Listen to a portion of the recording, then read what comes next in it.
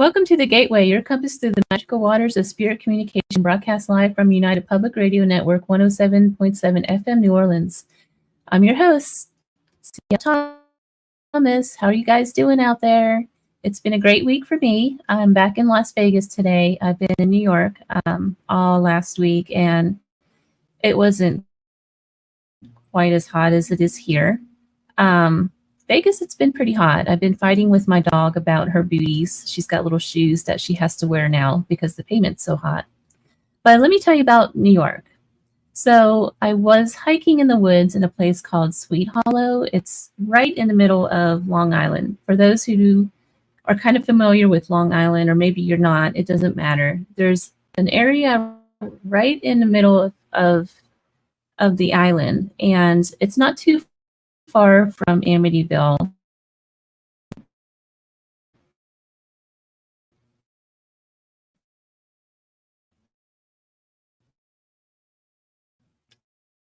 And this place is just full of myth and legends, and yeah, there it is. Yeah, you can kind of see it. It's perfectly triangle, and it's been carved in the middle. So I'll put it online for you guys to look at because we're going to play a game. And the game is, I want those listeners out there to look up my Facebook page and tell me what this rock was used for. It's handmade. I don't know if it's I thought maybe it was colonial. It might be Native American. I don't know. But what are your theories? I'm going to post it later today, and the winner is going to get a copy of my book, Dancing with Demons. So if you can't find my Facebook page, you can look it up by my webpage, ciathomas.org. It's really easy, but that's the game. So that aside, my guest tonight, this is going to be so interesting, you guys. I'm just so excited. I can't even do it. I can't even do it. So she loves Victorian equipment, such as like paranormal old stuff. That's the only way I can describe it.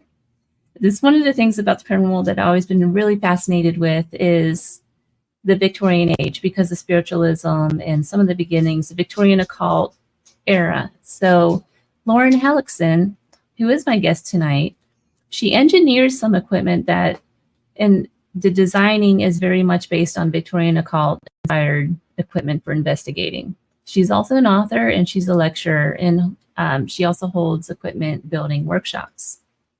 So I'm very excited to have her on. Let me pour her on here. Lauren, welcome to the show. Hello. I'm super happy to be here. I'm well, thank you. Thank you. So to start us off, how did you get into this niche market? That's a great question. It's always a great question. I feel like I've answered it so many times and it never gets easier. How did I get here? I would say the short answer would be when I sort of became interested in the paranormal as an adult, kind of transitioning from that like scary stories into, oh, okay, people actually do kind of this stuff for a living. I noticed that everything was like really expensive and very like technical, and a lot of plastic and a lot of just sort of, it was like the Radio Shack of the paranormal was sort of paranormal equipment. And I had always wondered why things that seemed very simple and maybe not so, it was like everything was sort of a replay of something else that we had usable, but it was so expensive. And so I started looking into like proximity sensors and why we use them in the paranormal and all this other stuff. And long story short, I was like, I feel like I could make that. And I started making them, and then I started making myself equipment just because it was more affordable than purchasing it. And I didn't have a 3D printer, and I've always loved, like you said, the paranormal old stuff. So like the Victorian style, like table tipping, spirit board, like pre-Ouija board, like witch boards, bells and pendulums, and all of this sort of like pseudo witchy, spooky goth aesthetic. And I wanted to have that in my equipment for the today. So, and I'm really big into like cosplay and Halloween. So that kind of started, and then I realized that there weren't a lot of women doing it, and so that's why I started teaching workshops as well too. So I was kind of like chicks can do stuff, so I'm just gonna do it, and I'm gonna put myself out there, and here we go, you know. So you have one of these pieces of equipment that you're talking about right behind you. You showed it to me right before the show. Can you pull that out real quick? Oh, I just want the audience to see this. Yeah. Yeah, it's my signature piece of equipment, and it has kind of started let me see if I'm going to get a brighter light on it. It's kind of started the newest line that I have. It's typically, I don't know if it's backwards for you. Sorry, my camera's like on flip. But it's called the Ethereal Eye, and I get very theatrical, and I even put like Victorian Gothic like schematics on the back, and it actually has information about the device like in the schematics, which is really fun. And it says like the Ethereal Eye up there. But there's like the aesthetic reason, like it looks really cool, it looks really special, but it has like an electrical mechanical application to it.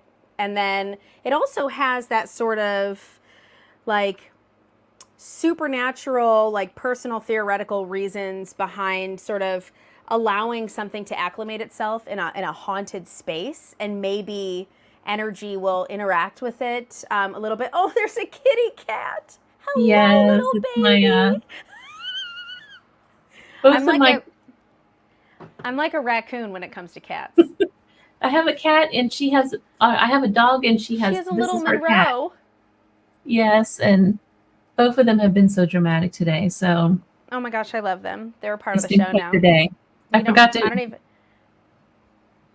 to close them out, and so now it's just better to have him in my lap because he'll start knocking everything down.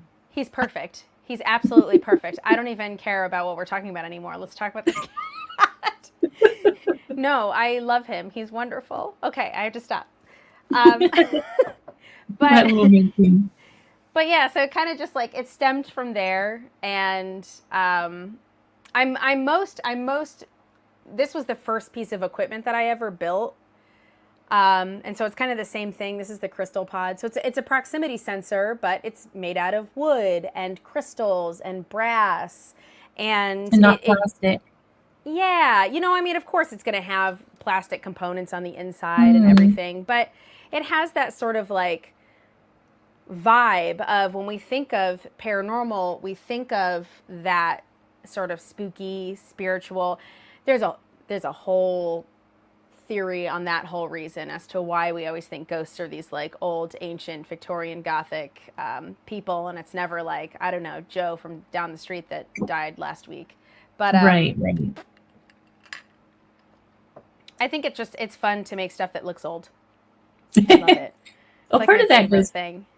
Part of that goes back to, we always investigate old homes and old prisons, actually a friend of mine posted on my Instagram account, why does everything have to be old? It's a good question, because it doesn't. You're right. It could be the neighbor that just died next door just recently. There's so many theories with that. And when I say theories, I have to be very specific that there's scientific theory, which is very deeply based on, factual evidence and a lot of data and studies. And then there's personal theory, which is just like the hunch. And I think those two versions of that word are almost like attempted to be used interchangeably in the paranormal, and they definitely shouldn't be. So when I say theory, I mean personal theory, always. Usually I'll put on my like tinfoil hat if I'm starting to talk about things. This is like my shtick on podcasts. When we want to talk about spooky stuff, we got to put the tinfoil hat on. But there is this idea that it's all old stuff. It's the old stuff that's haunted. It's the old car that's haunted. It's the old doll that's haunted. It's the spider webs and cobwebs and black cats and spooky dark castles on the hill. And it's never like, the double wide. in the town over by the Walmart. And I find that very interesting. And while I play my aesthetic to that, it's more or less to just be done like ironically. I don't. I think there's a lot more when it comes to paranormal exploration than what meets the eye, and a lot of it has nothing to do with old dead people or dead people at all, really. So your theories, I can't wait to get into some of your theories. One of them, and I kind of jumped ahead here in the interview, but it kind of goes along with what you just said. Mm-hmm. So I interviewed a guy named Dr. Barry Taft. You may have heard of him. He was very prominent on a very popular, and I can't say the name of it, but it's a very popular documentary that was aired with some other really famous paranormal industry people. And he came out, he was pretty mad that this documentary came out. And this is why I didn't release that interview, because he went deep into it. And I wasn't sure, I don't want to get sued or anything. But Sure. He came out and said he felt like all the findings that he was coming across was not demonic at all. It had more to do with the atmosphere. He said it was really high EMF readings, just a lot of different environmental issues going on with the land itself. And it wasn't just a property, it was like the entire block that this house sat on. It's something that they completely ignored in the film. I might have to release that interview at some point and just kind of edit some stuff out. It's a really good interview. But yeah. Do you is that what you mean when you're talking about? Yeah. So I don't even, it's kind of like a two-parter, because I think that a lot of the supernatural experiences that human beings have can be like one of several things. If it's an authentic supernatural occurrence, it's happening so in such small percentages. Because if the paranormal was as prominent as the entertainment industry, and even as just the general paranormal industry makes it out to be, it would already be a public field of study. And right now it's still sort of in that fiction sector and that very like pseudoscience-y realm. And it's so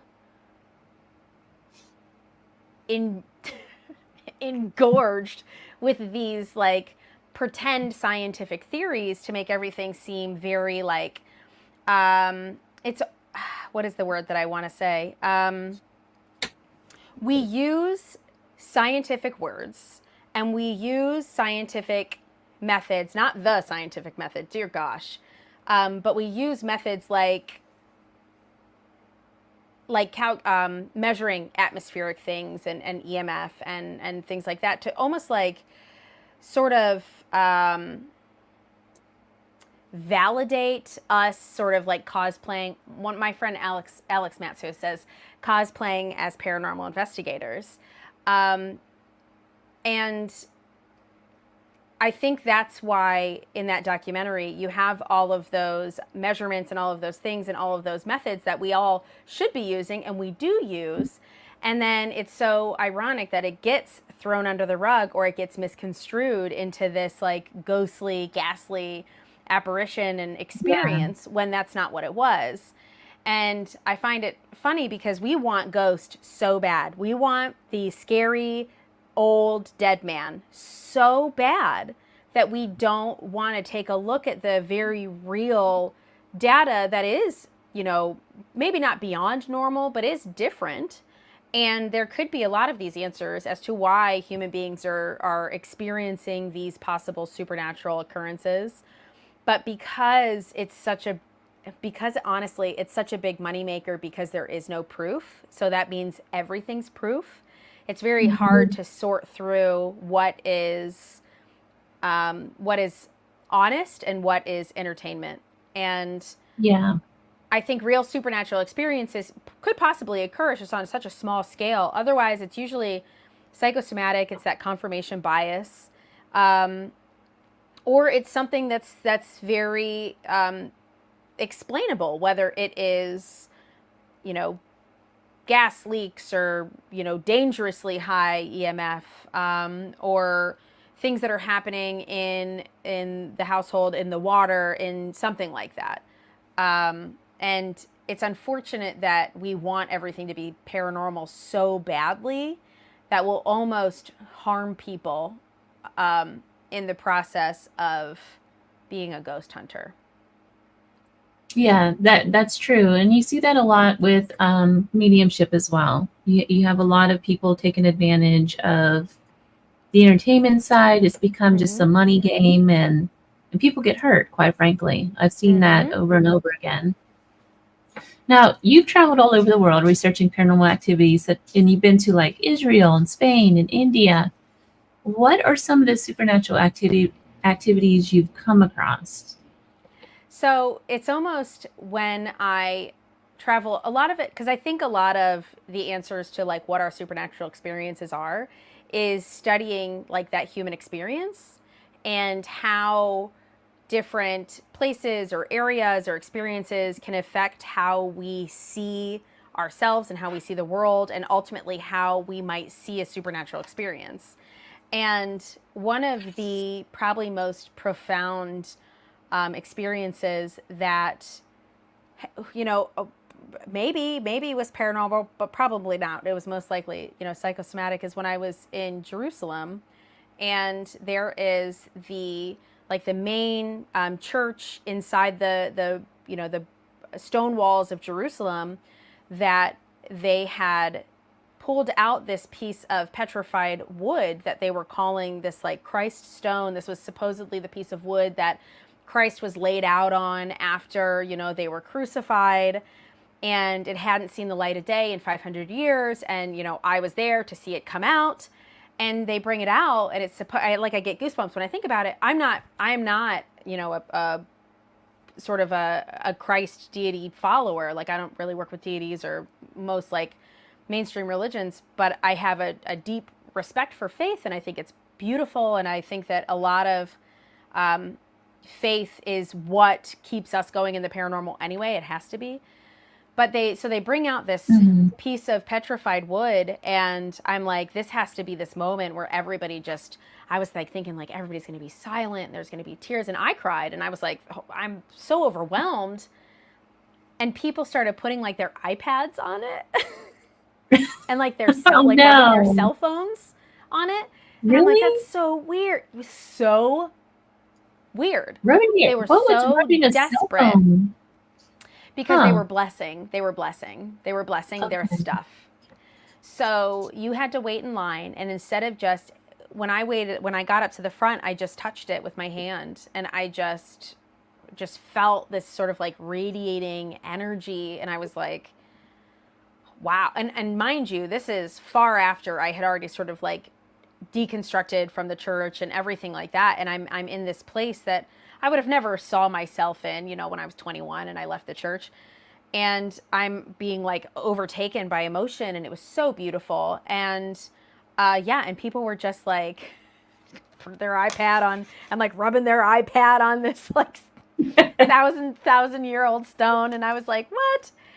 And then on the other side of that too, there is this like silly sort of, well, I guess it's not really silly, but like Jerusalem syndrome, where you can be so overcome by, supposedly, by the, you know, the power of Christ or the power of God, that you think that you are like a divine spirit or whatever. And I saw this woman at this church, and she was all shrouded in white, and she was just wandering around and just like murmuring to herself, and like crawling around up, and I don't know, it was very bizarre. And being there was one of the most, I mean, that was weirder than any old prison I've ever been in.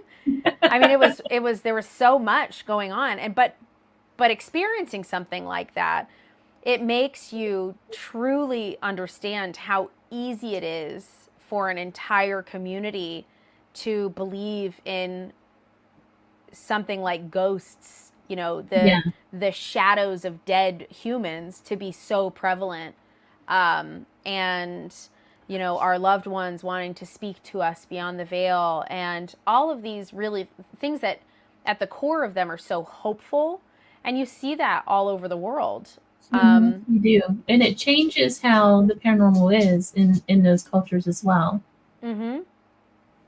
Yeah, it turns into this, I say confirmation bias all the time because that's just a lot of what the paranormal is. And it turns into this deep hope for the magic and the belief and maybe the connection, or even sometimes it's just the like feeling special, like when you're at an investigation, and it's every investigation, no matter what, there's always the question of like, you know, can you say my name? Yeah. And because like we want the ghosts to know who we are, and we want to be the ones that they call out for. And I always find that fascinating, how deeply we want to connect.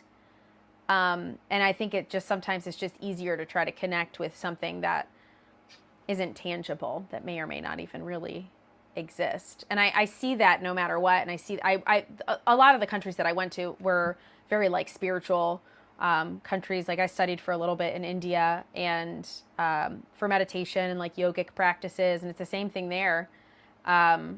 Just this deep need and connection to a divine power in some way, shape, or form. Just that was like the goal of being a human, was connecting with divine power. And we see it here too, you know, in Yeah, absolutely. lots of religious groups, just that connection of needing to be connected to divinity. And then we see it in the paranormal, needing to be connected to the dead people. Yeah, and you know, absolutely, and I'm guilty of that as well because I'm a very deeply spooky person, and you know, everything that I perceive in the paranormal, I do. It's a deep connection for me, but it's personal. I guess for me, it's a little different because it's more personal. I'm not trying to, I guess, like entertain or like sway an investigation, or you know what I mean. It's more like I don't even talk about it a lot of times. But you see that in the paranormal over and over again. So, um, so in the write-ups that I have, you discuss keeping the paranormal spiritual beliefs and practices out of investigations, and when it's appropriate to bring them together. Can you discuss this a little bit? Yeah. So like I just said about like faith being something that's so important, I think, and that includes a faith in nothing too. Like that absolutely includes people that might be, you know, atheist and agnostic. Like just being able to have faith in what you believe or don't believe in, I think is something that can be very powerful. But I tend to think that when we bring our more subjective belief system into the investigation, and we'll see this time and time and time again, it urges us to humanize the energy that we do not know is human or not. We do not know if the energy is intelligent or not. We do not know if it has, you know, any sort of sense of being or sentience or anything like that. We sort of place processes onto this supernatural energy, and we decide that it has a personality, and we decide that it has answers, and we decide that it has wants and needs because we have wants and needs and we want answers. So we are sort of projecting that. And a lot of that subjectivity comes from our sort of personal belief systems, whether it is our spiritual beliefs or, you know, I practice witchcraft, you know, I burn stuff and put people in the freezer, and you know, like I do things that are very based deeply on my belief in my own personal power. And if I were to bring that mindset into an investigation, then I would find myself wanting to find that human side of the energy and wanting to center myself in the investigation, whether or not I was by myself or not. Even by myself, you know, I would sit in a room by myself and I'd want to like talk and communicate. And I think that we are closing off a huge section of study in like supernatural occurrences by consistently humanizing the energy. Mhm. And I'm like 50-50 on if I think that it has, you know, any sort of supernatural occurrence has like sentience or has this sort of like consciousness. I'm 50-50 on that. But I do think that the more we treat something like, you know, it's old Jerry with the top hat, the more it's going to be presented to us as old Jerry with the top hat, because the power of suggestion is Right.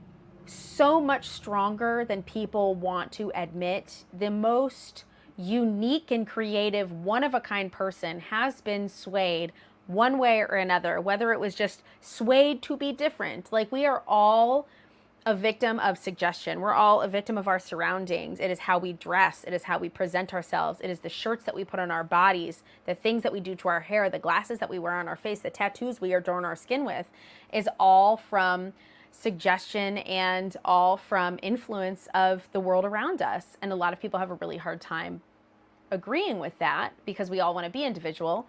But it's the same sort of pushback that I get when I suggest, well, maybe we stop approaching supernatural occurrences like they're people. You know, still be respectful to a space like you would anybody else's house, but like separating our subjective beliefs with our sort of processes and methods in paranormal investigating can change the entire game if we stop trying to communicate with everything. Because the communication isn't always going to have the answers. Just because we're getting answers doesn't mean we're getting answers. Yeah. But I will say sometimes it is appropriate. And sometimes if you are just wanting to connect to energy in different ways, it can be very appropriate to bring a spiritual side into it. So I think it just depends on what the questions are that you want answered when you go into an investigation or an exploration. There are some times where I'm very much like, I want to document some sort of movement, and with that movement, I want to be able to also have, you know, this, and this documented and measured and written down so that I can see like what the environment is doing to harbor this supernatural occurrence or anything like that. And I might not get any movement that night, and that's okay. And then maybe for the last 10 minutes, I just put everything away and I sit in the middle of one of the spookiest rooms and I meditate for 10 minutes to just see what my body does. Because that's data too. It's not really something that I can document. It's purely subjective, but it's interesting. So I think there's also a fine line though between you're trying to get paranormal answers for, you know, either a family or somebody that's asking these questions versus yourself going in to find answers for your personal reasons, right? So maybe you go in as like a medium or something and try to communicate on a personal level, you know. See, but then I completely cut out the whole like communicative, unless honestly I will typically like, and I used to be I used to be very much into like communication and trying to find that connection and trying to find those personal answers and seeing if it's little Tommy that's in the basement. But I'm trying to approach now by thinking beyond human. So maybe it is not deceased humans occupying haunted spaces in any capacity. And it's funny when I pose that question of like, how would you enter a space if I told you that we have full, factual, 100% certainty proof that ghosts don't exist, but some things are still happening? How would you go in and investigate a space? If I could tell you without a shadow of a doubt, ghosts aren't people. They're not people. You can't communicate with them. How would you investigate that space? And it's kind of like, that sort of happens. And that's okay. Well, that's where you come in with all your scientific equipment. And I mean, I don't have the answers either. I just love to ask the questions.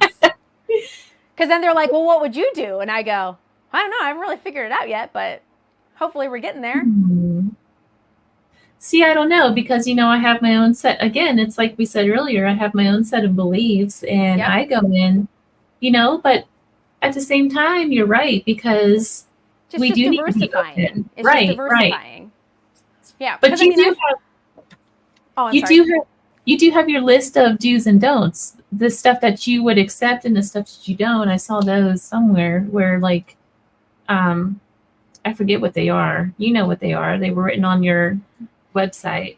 And this is also too, I have to make sure that I'm not just like this cynic who wants to, poo-poo on people's data, because when my mom passed away, like, I saw my mom like 2 different times. Like, there was a point in time right after my mom passed that I saw my mom, and this is so funny, I saw some like little old man in the towel section at a store in the mall who wasn't there. And then I had what was the other experience? I had a series of sort of like interesting, like weird personal experiences, all personal experiences. So for me to also still say, I want to figure out ways to investigate areas considering that ghosts are not people. I'm not saying that because I'm telling everybody, that wasn't your grandpa giving you a sign. I'm saying it because it diversifies the methods, because we have been paranormal investigating in the exact same manner for the past 20 years. Right. And we're not changing. We're doing all the things that we've seen on television, whether or not people want to admit that or not, but we're doing, and we're not getting, again, just because we're getting answers doesn't mean we're getting answers.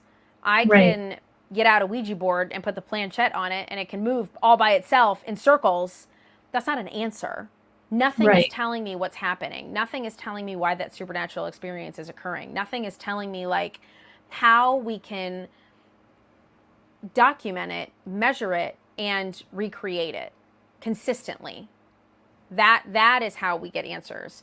But if we're not using methods that we can sort of have a process that can be duplicated and the results can be recreated, over and over and over, that's when I'm impressed. Everything else I don't. Everything else is just cool for me. And in lists of like the whole like do's and don'ts and what I would accept and what I wouldn't accept, oh my God, it changes. I feel like it changes so much. I feel like I'll have an opinion on something on 1 week, and then the next week I like dove into it so hard that I'm like, did I just talk myself out of that?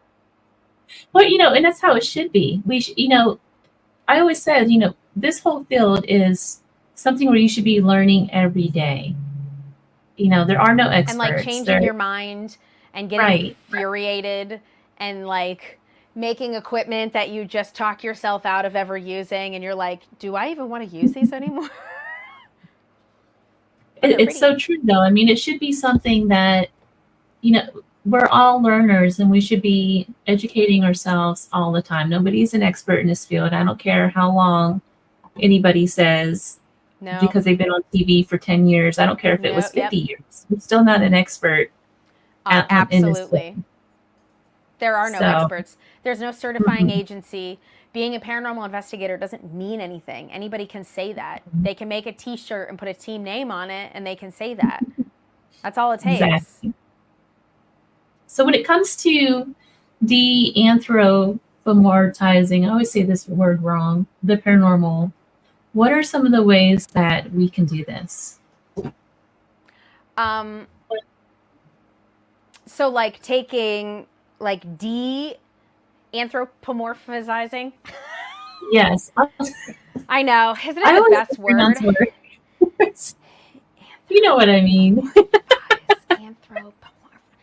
I know what you mean. It's an awful word. Do you know how many times I'll write that word down because I need it for like a document, or I need it in like a report to just like, instead of humanize and dehumanize, because those are such terrible. I mean, I'll use humanize, but I don't like using the term like, we need to dehumanize, because that just sounds so aggressive. So, anapomorphi. You know what? It looks so good on paper, and I am such. My reading teacher mother is rolling in her grave right now. No, she's not. She was cremated, but I have never been good. I was always an in my head reader. So I was bullied so often for saying words incorrectly. And even I should just clip this and send this to my girlfriends, because they have had to correct me so many times on just words, and they're like, "Are you sure that's how you say that?" And I'm like, "Listen, that's how I'm going to say it, okay? We're just going to be fine." That's how I say it, okay? Yeah, it's fine. It's totally fine. It's perfect. Anamorphosize. Well, she's been discredited. Let's not listen to Lauren anymore. So it's part of the human condition to seek out those connections and to seek out other human beings. So, I mean, it is ingrained in our DNA. When a child, one of the first things that they can do is recognize their parent. So they learn automatically how to make patterns, how to create patterns that they're familiar with. And it's why pareidolia exists, where we are seeing something and we can see a face, we see a tree, we see a face. But not even just that, though. Like the humanizing part, it's the same reason why some people will eat that last piece of broccoli because they don't want it to be lonely. Or they will make sure that there's more than one stuffed animal on the bed because they don't want it to be lonely. Or if there's just one fork left, they'll just throw that in the dishwasher so it could be with all of its friends. Like there's weird little thing, or maybe I'm just crazy, who knows? I know there's other people like that out there. But it sounds like a whole psychological issue. Everything has a soul, okay? She says, as she talks about not humanizing supernatural energy. So really, you can take it from me. It is very difficult to not want to find things that relate to being human in a supernatural space, because you have a lot of factors going against you. Whether or not people want to admit their fear, I mean, it's a scary concept. Dead people being able to communicate with you, or other things that are not on this plane of existence that can interact with you, that's scary. And so of course we want to try to connect to it. We don't want it to storm our dreams. So if you go into a space and you're like, okay, I'm going to do some experimentation that has nothing to do with communication, it doesn't mean that you're going in and you want to be, if it is, Uncle George in the house, you are not going in there and being like, you don't exist, ha ha ha, because then you're still humanizing it. So you're not going in with this sort of disrespect or this disproof. You're more or less just, you're becoming the observer instead of the engager. And we have so much engaging in the paranormal that I call it main character syndrome. We all want to be the people that find the evidence. So if you just step into an exploration and you have your equipment, or you don't have your equipment, maybe you are just, you're going to read some tarot for the room or whatever. But going in and experiencing the space. So if it's equipment, you're setting up all this equipment. You know exactly what that equipment's for. You're going to set it up just in a very strategic way. Have your notebook out, write down where all the equipment is, what this and that. If you need some baseline readings, this and that. And sometimes it's just sitting down and observing for an hour. Noting That's one of the things I like to do. I like to just go in and just take in the room without anybody telling me where the activity is or anything. I just want to sit in the room quietly without any equipment or anything, just to take it in, just to get the feeling of the room itself and the space. Oh, absolutely. Yeah, absolutely. And then I just turn that into the entire investigation. I just do nothing but observe. It is fun if there's other investigators, because I will sort of like follow other people around, set up my equipment, and just observe them in that space to see if there's any changes that happen. But I have slowly stopped becoming the engager, and I'm just more interested in taking on the role as the observer now. I just don't think that there's enough observers. That's interesting. Do you find that the typical paranormal team will have like your medium or somebody like that walk through the place and then pick up whatever it is that they pick up, and then that's where the investigators will set up all of the equipment and everything? Do you think that that kind of sways or manipulates the investigation?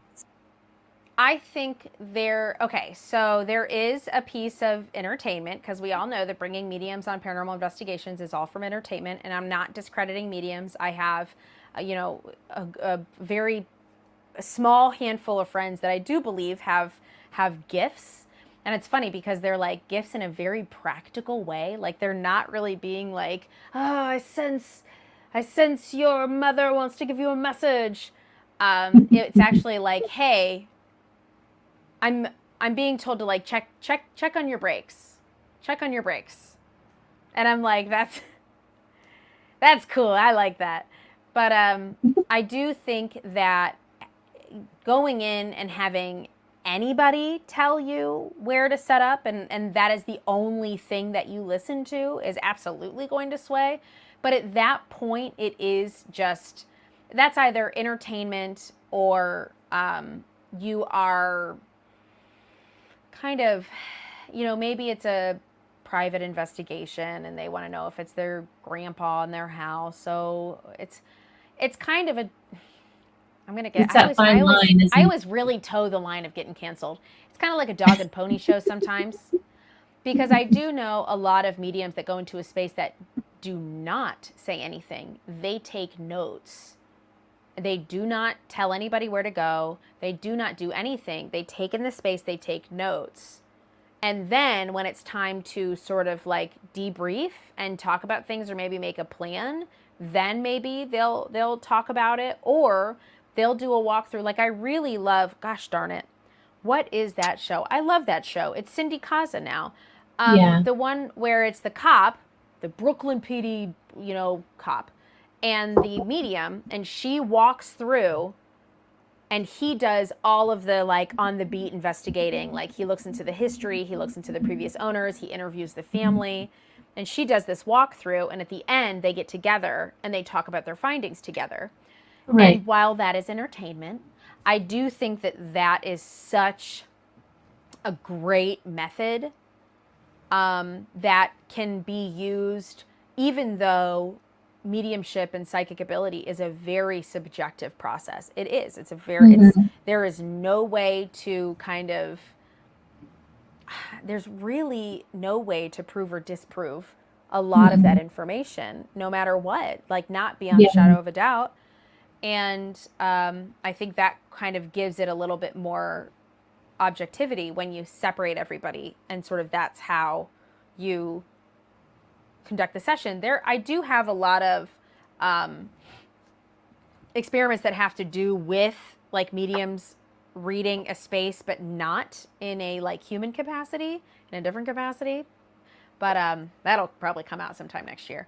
But so I do love the idea of like working with mediums in sort of again, in like an observational way, where I want to sort of create stimulus within a space and see if, what they can pick up on, and this and that and the other thing. And I find it fascinating. I like to very infuriatingly say I don't believe or disbelieve in anything. So except for that the earth is flat. That is not true. It is round. Everybody, it is round. It's a globe. Are you sure it's not square or something like that?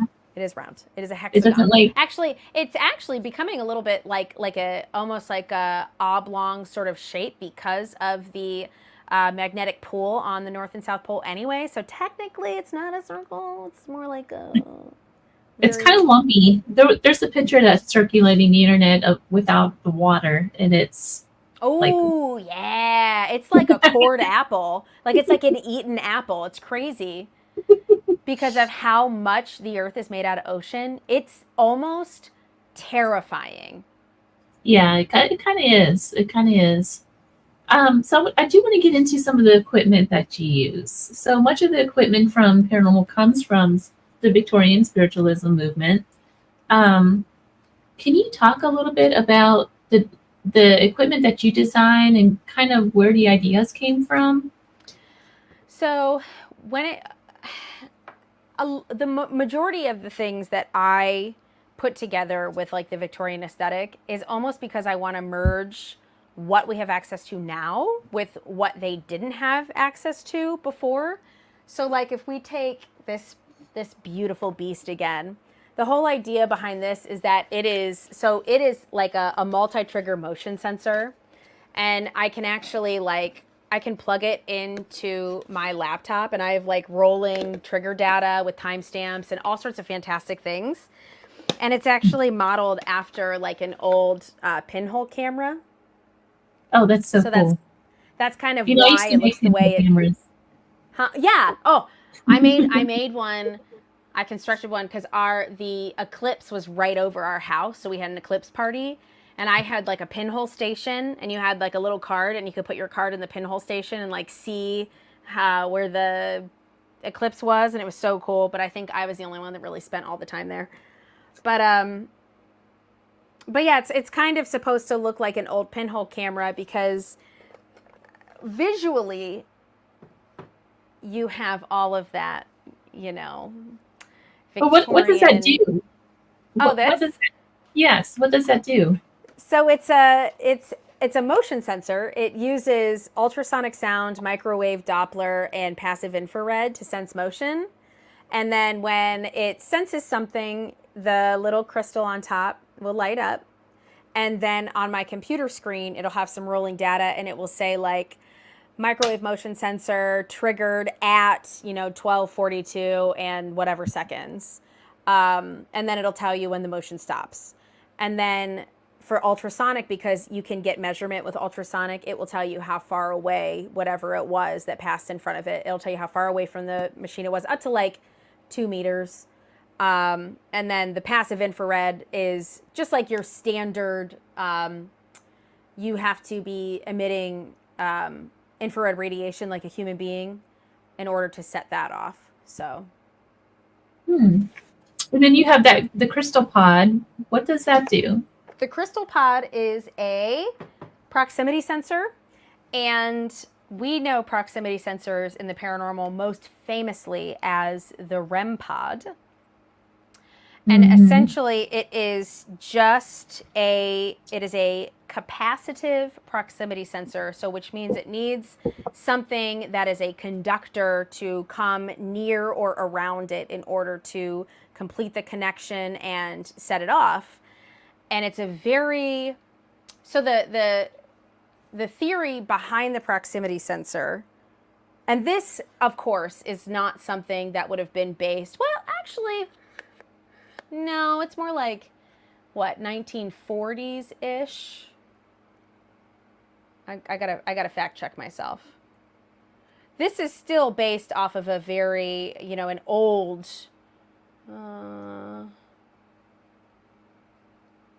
here we go. Oh, 1919, 1930, 1919.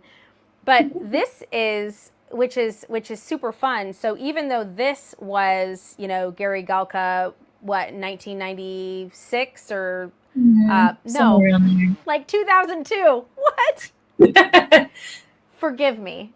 Wait, I don't know how long those shows have been on either, come to think of it. Well, 2004 debuted Ghost Hunters, and I want to say Gary Galka created the Das REM pod just a couple years before that. So I want to say maybe 2002. I'm not so worried about that invention date because in 1919, that's the piece of equipment that the DOS REM pod and subsequently all capacitive proximity sensors in the paranormal, at least, were based on an instrument called the theremin. And if we are familiar with, old-timey, like Nosferatu, that horror movie, you hear like the that's a theremin. Or sometimes it's like a saw where they like could be that too. But is this the part where the medium is like spitting out the yes. ectoplasm everywhere? Yes. So the theremin was actually the result of an experiment when the Soviet government was experimenting with capacitive proximity sensors. And one of the scientists was like, I kind of like my project, so I'm going to keep it. I'm going to turn it into this musical instrument. And then the theremin was born into existence, and it is a capacitive proximity sensor, which means that it needs, another conductor in order to complete a circuit and make it work. Proximity means that it needs to, we say proximity as in if this is turned on, I have to be, oh, there's no battery in this one. I have to be within its proximity in order to set it off, but you don't need to come into physical contact with the device.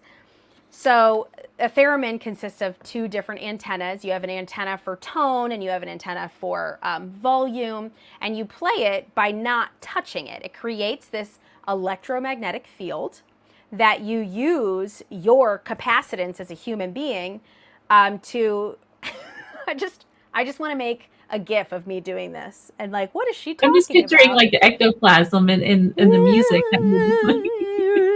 as you're talking. That's what I'm envisioning here.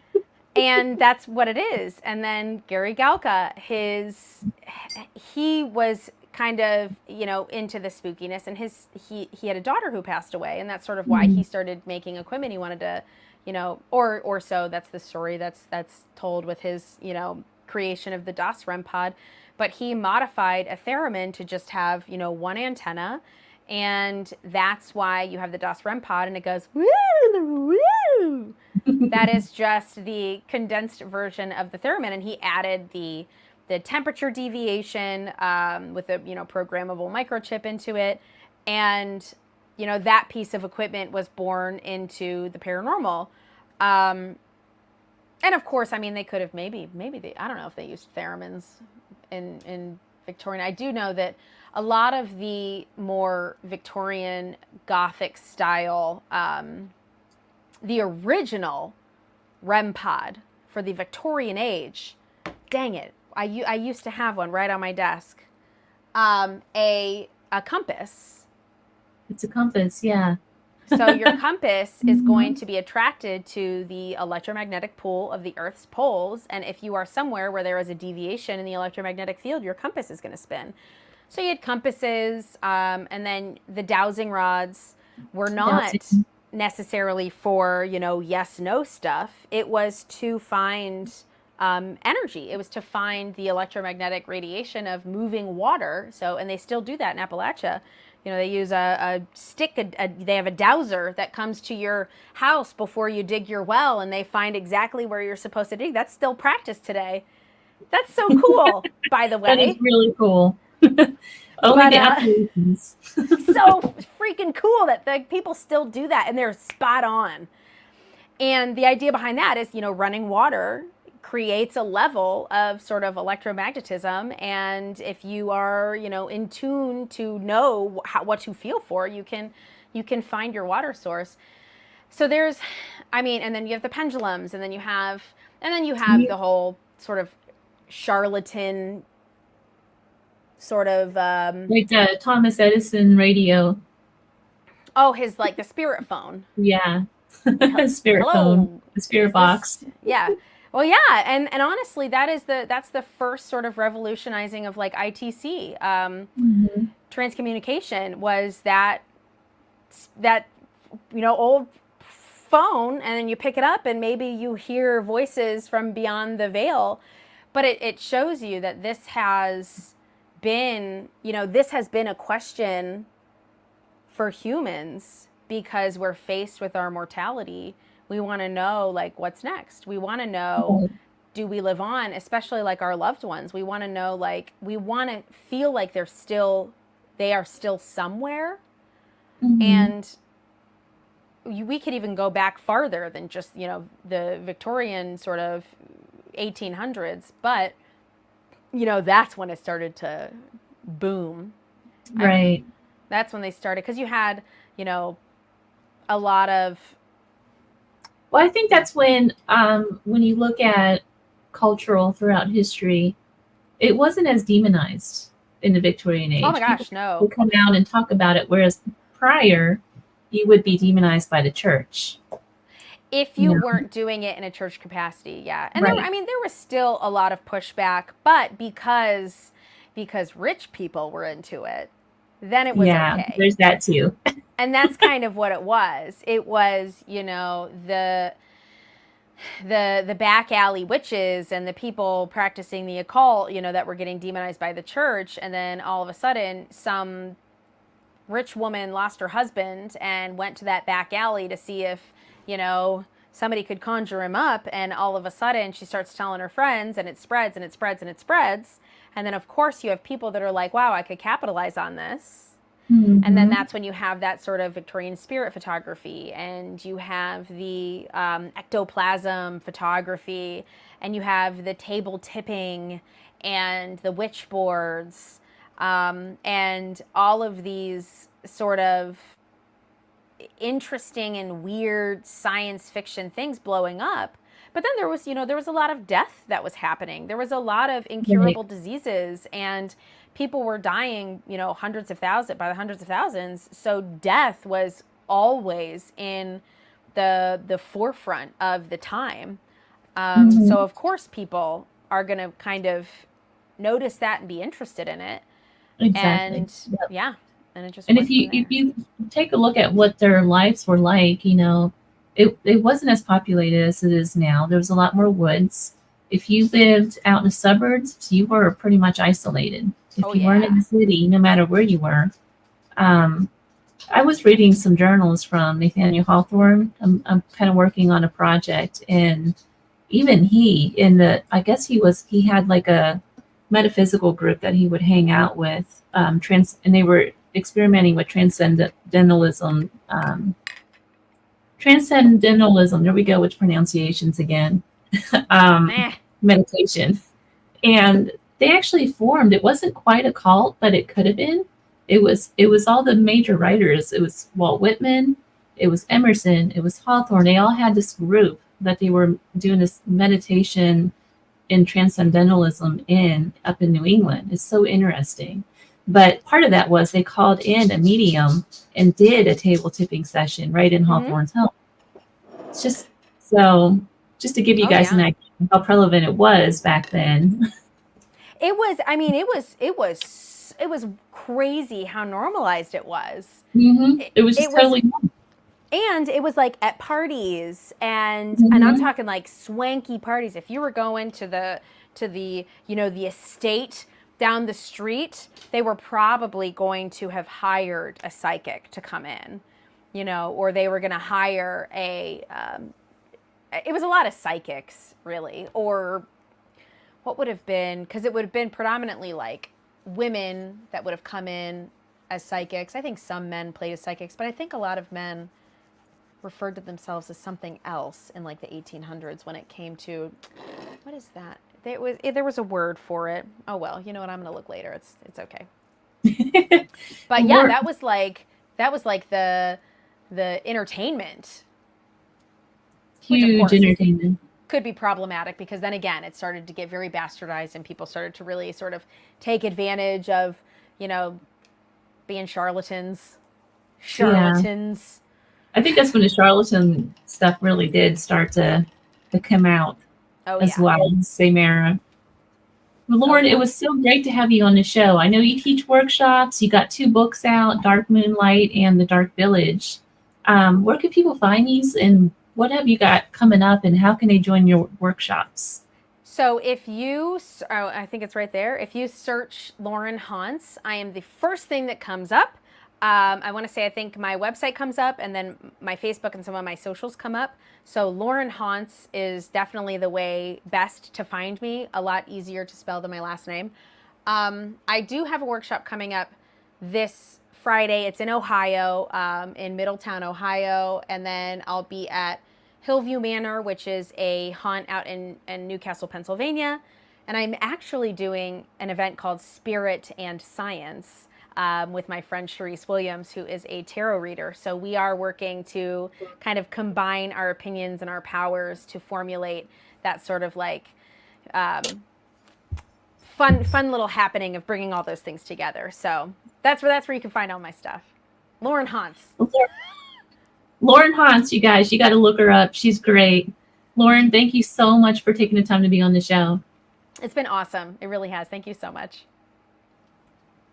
So that's Lauren Haunts. I love her. Thank you for listening to this episode of The Gateway, live from 107.7 FM New Orleans. That's United Public Radio Network, 107.7 FM New Orleans. Until next time.